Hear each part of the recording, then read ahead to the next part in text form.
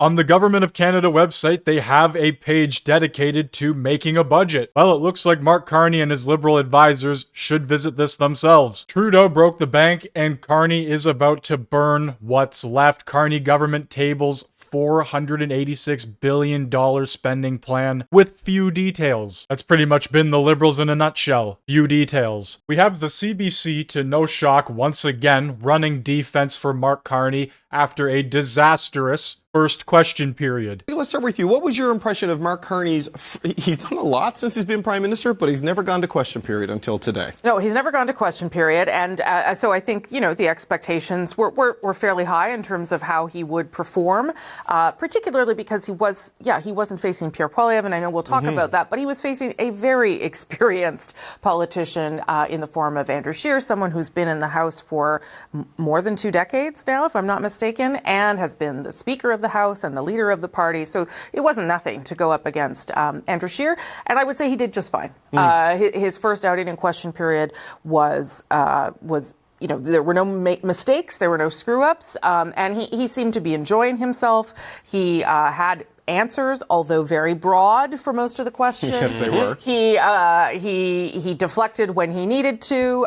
He cracked a joke at the expense of the Bloc Québécois in French. So, listen, in terms of a first outing, it was perfectly acceptable and fine. Lots of room for improvement, but I know that the Liberals were happy with how he did today. And how did Mark Carney do during Thursday's question period? Oh wait, he didn't show up. This is what the CBC is defending, by the way. The honourable member for Thornhill. Mr. Speaker, this week the Prime Minister introduced a spending bill. It was called the main estimates for 2025-2026.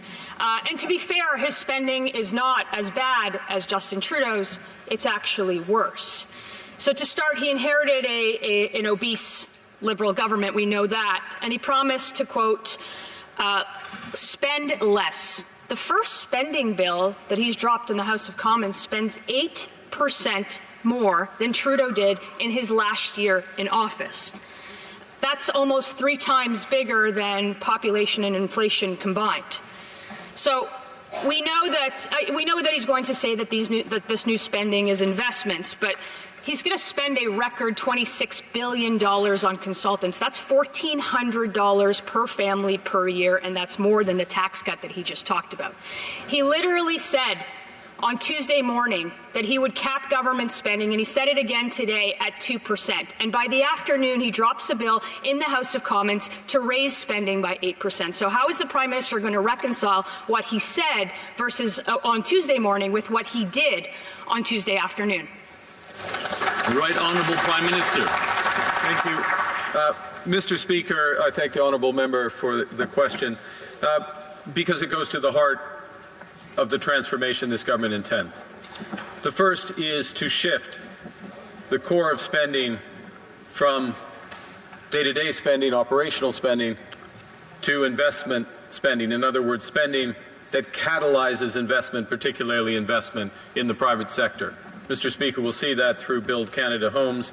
We'll see that through the nation-building projects. We'll see that through facilities to accelerate private business investments, such as accelerated capital allowances. All I hear when he says that is spending, spending, and spending. I don't care what word you use before or after that, you're still spending. This government is putting in place the mechanisms to control operating spending, to shift the rate of growth that has been seen in recent number of years, and to reduce it to less than the rate of growth of the economy. And it is an effort that will be undertaken across government, including by the Minister of Government Transformation, the Minister of Finance, the President of the Treasury Board, the Minister of National Defence, all ministers of His Majesty's government to deliver the results that Canadians deserve. Thank you, Mr. So there you have it. That tax cut that the Liberals are promising is going to be completely useless. I want to know what you think down in the comments section below, and thank you very much for watching.